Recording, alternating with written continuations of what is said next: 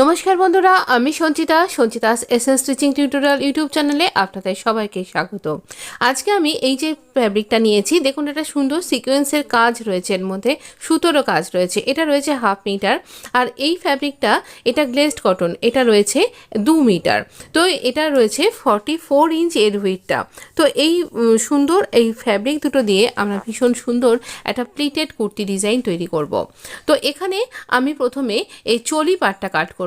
আমার চলি পাটটা রয়েছে 15 ইঞ্চ, তার সাথে 1 ইঞ্চি যোগ করব, হাফ ইঞ্চি করে শোল্ডার এবং আমাদের ওয়েস্ট লাইনের দিকে জুড়তে এই স্টিচিংটা যাচ্ছে, তাই জন্য আমরা 1 ইঞ্চি এক্সট্রা নিচ্ছি। তো এইভাবে আমি 4 ফোল্ড করছি। এখান থেকে আমাদের স্লিভেরও কিছুটা অংশ বেরিয়ে আসবে। তো আমি এইখান থেকে এইভাবে 16 ইঞ্চিতে ফোল্ড করে নিলাম। 4 ফোল্ড ফ্যাব্রিক আমি এভাবে কাট করছি। যদি একবারেই যদি আপনার এইভাবে ফোল্ড করে চলে আসে, তাহলে আর এভাবে আড়ে দিক করে মানে উইথ ওয়াইজ কাট করবার দরকার নেই। আমার যেহেতু বেরোচ্ছে না, সেই জন্য আমি এভাবে এটাকে কাট করছি। তো এখানে সম্পূর্ণ খুঁটিনাটি অনেক কিছু, একটা গোটা ফ্যাব্রিককে কিভাবে কাট করলে আপনার একটুও ফ্যাব্রিক নষ্ট হবে না, সব কিছু খুঁটিনাটি আজকে আমি এই ভিডিওয়ে আপনার সাথে শেয়ার করব। এখানে দেখুন আমরা এইভাবে ফ্যাব্রিকটাকে কাট করলাম। এটা আমাদের স্কার্ট পার্ট, এটা চলি পার্ট এবং স্লিভ এভাবে বেরিয়ে আসবে। এবার এই যে পুরো ফ্যাব্রিকটা, এই ফ্যাব্রিকটাকে এরকম খুলে নিয়ে সরু করে এইভাবে ফোল্ড করলাম। তারপর আবার এরকম উইথ ওয়াইজ ফোল্ড করছি, করে এবার এই চওড়াটা আমি আমার চেস্টে 4 ভাগের 1 ভাগ, তার সাথে 2 ইঞ্চি লুজিং এইভাবে নেব। তো এই অনুযায়ী আমি এখানে 13 ইঞ্চিতে নিচ্ছি। যেহেতু আমি সবসময় 2 ইঞ্চি লুজিং রাখি এবং বডির রাউন্ড অনুযায়ী যে আমার মাপটা আসে সেটা আসে আমার 10.5 ইঞ্চ, তার থেকেও আমি 1/2 ইঞ্চি লুজিং রাখি। তো একটু লুজ ফিটিং, এটা সম্পূর্ণ নিজের উপর নির্ভর করে। কেউ একটু লুজ ফিটেড ড্রেস পরতে পছন্দ করেন, যেমন আমার মতন। তো আমি এইরকমভাবেই একটু লুজ ফিটিং পরতে পছন্দ করি, সেই জন্য আমি এইরকম নিই। আপনি যদি একদম টাইট পরতে পছন্দ করেন, তাহলে আপনি একটু কম নেবেন লুজিংটা। তো এবার আমরা এখানে এই 4 ফোল্ড করে নিলাম। দেখুন এইরকমভাবে একদম টান করে প্রত্যেকটা কিনারার সাথে মিলিয়ে নেবেন।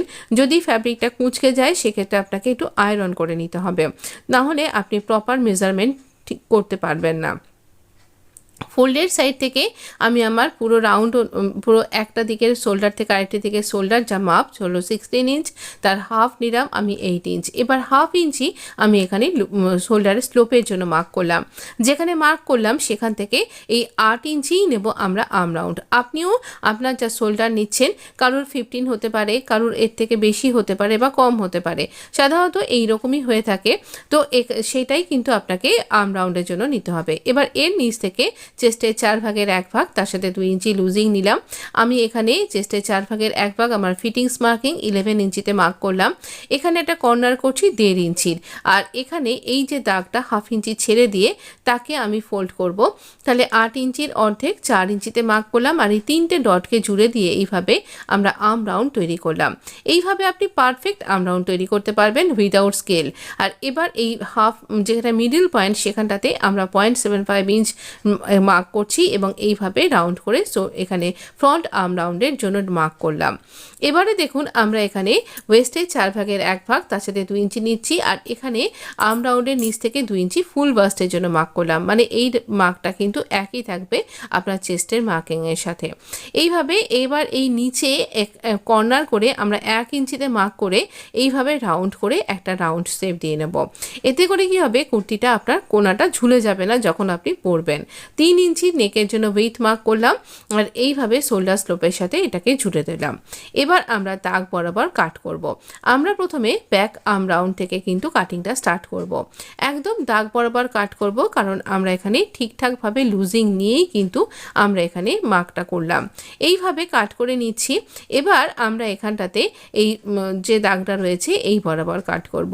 ভীষণ ইজি। আপনি এইরকম 2 মিটার ফ্যাব্রিকেও কিন্তু সুন্দর একটা ফ্রক ডিজাইন তৈরি করতে পারবেন।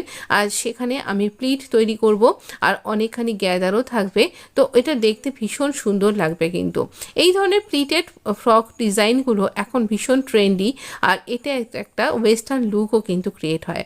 আর এটা যখন আমি কমপ্লিট তৈরি করব, এটা পুরো একটা ওয়েস্টার্ন ড্রেসের মতোই কিন্তু দেখতে লাগবে। আর এখানে আমি এইভাবে ফিটিংসের কাটগুলো করে দিলাম, শোল্ডার স্লোপটাও কাট করলাম, আমাদের নেকের মিডিলে একটা কাট করে নিলাম। এবার এই ফ্রন্ট আর ব্যাক এই দুটো পোর্শনকে আমি আলাদা করছি। এইভাবে যখন আলাদা করবেন তখন যেন সরে নড়ে না যায়। আমি এই রং সাইডে দুটো দাগ দিয়ে ব্যাক যেটা রং সাইড সেখানে মার্ক করলাম। সাধারণত এক রঙা ফ্যাব্রিকে এইরকম একটু অসুবিধা আমাদের হয়ে থাকে, যে কোনটা সোজা দিক কোনটা উল্টো দিক আমাদের বুঝতে বারবার অসুবিধা হয়। সেলাই করবার সময় বারবার যদি এটা খেয়াল করা হয় তাহলে সেলাই করবার টাইমটাও অনেকখানি লেগে যায়, তাই এইভাবে মার্ক করে নেবেন। এবার আমরা কাটের সাথে কাট মিলিয়ে কিনারার সাথে কিনারা মিলিয়ে এই যে আমাদের ফ্রন্ট আর্ম রাউন্ডের যে ডেপথটা সেটা এখান থেকে কাট করে নিলাম। আমাদের এই পর্যন্ত চলি পার্ট কিন্তু কাট করা হয়ে গেছে। ব্যাক এবং ফ্রন্টের জন্য যে সমস্ত কাটিংগুলো সেটা আমরা কিন্তু করে নিয়েছি। এবারে এই বাকি ফ্যাব্রিকটাকে আমরা এরকমভাবে কিনারার সাথে কিনারা মিলিয়ে 2 ফোল্ড করে নেব। এখানে আমব্রেলা কাট কুর্তির ঘের আমাদের আসছে না, যদি কোনা করে আমব্রেলা কাট কুর্তি করতে যাই সেক্ষেত্রে আসবে না, তাই আমরা প্লিটেড আমব্রেলা কাট কুর্তি করব। এখানেও কিন্তু আমব্রেলা কাট কুর্তির মতোই আমরা ঘের পাবো। আমরা ফ্রন্ট এবং ব্যাক এই দুটো পার্টকে আলাদা করে নিচ্ছি। এখানে অনেকখানি ঘের পেয়ে যাচ্ছি আমি, তাই এই ঘেরের থেকে আমি কিছুটা অংশ নিয়ে পাশ থেকে কাট করে আমি আমার স্লিভের সাথে জুড়ে নেব। এখান থেকে অল্প সামান্য একটু ফ্যাব্রিক আমি এখান থেকে নিয়ে নিচ্ছি। দেখুন আমার স্কার্ট পার্টের লেন্থ হচ্ছে 24 ইঞ্চি। এখানে আমার 23.5 ইঞ্চি আর হাফ ইঞ্চি আমার ফোল্ডিংয়ে লাগবে। এখানে আপনি এইভাবে গ্যাদার করতে পারেন, বক্স প্লিট করতে পারেন, আর আমাকে কমেন্টে লিখুন আমি কিভাবে দেখাবো। এবার দেখুন ওই পাশ থেকে যে ফ্যাব্রিকটা পেয়েছি সেটা আমরা এখানে নিয়েছি 11 ইঞ্চি এর ওয়েটটা, আর 4 ফোল্ড ফ্যাব্রিক। আর এখানে আমরা এই যেটা ঘের বেরোলো আমাদের তার থেকে আমরা 7 ইঞ্চি ফ্যাব্রিক এক্সট্রা কাট করে নিয়েছি। তাহলে 14 ইঞ্চি আমাদের ফুল লেন্থটা আসছে স্লিভের।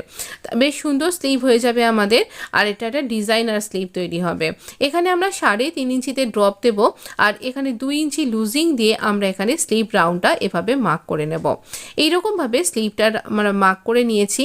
আর এবারে দেখব আমরা স্লিভের জন্য আমরা কিভাবে কতটা এখানে স্লিভ বটম নেব। 8 ইঞ্চি আমি এখানে স্লিভ বটম নিচ্ছি, আপনি 6 বা 7 আপনার মাপ অনুযায়ী নিন। আমি এখানেও একটু লুজ ফিট রাখছি, তাই জন্য এরকম মাপ নিলাম। তো এইভাবে আমরা এখানে দাগ বরাবর প্রথমে কাট করে নেব। এইভাবে ইজিলি কিন্তু আপনি স্লিভ তৈরি করতে পারবেন। আর বিভিন্ন রকমের ডিজাইনার স্লিভ ডিজাইনও কিন্তু আমার চ্যানেলে আছে, এবং স্লিভ ডিজাইনের আলাদা করে একটা প্লেলিস্টই তৈরি করা আছে, আপনি যদি মনে করেন একবার ভিজিট করতে পারেন কিন্তু।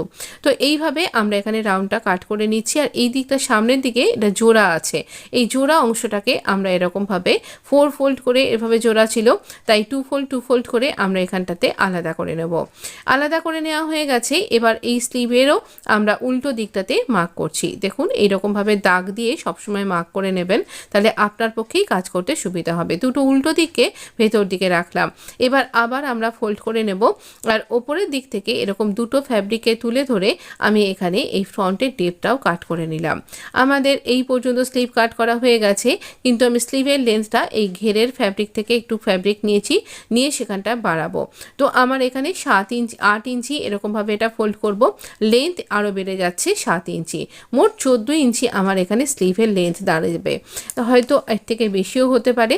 তো এবার আমি এইভাবে এই পর্যন্ত কাট করে নিচ্ছি, আর বাকি ফ্যাব্রিকটা কুর্তির নেক ডিজাইনে আমি কাজে লাগাবো।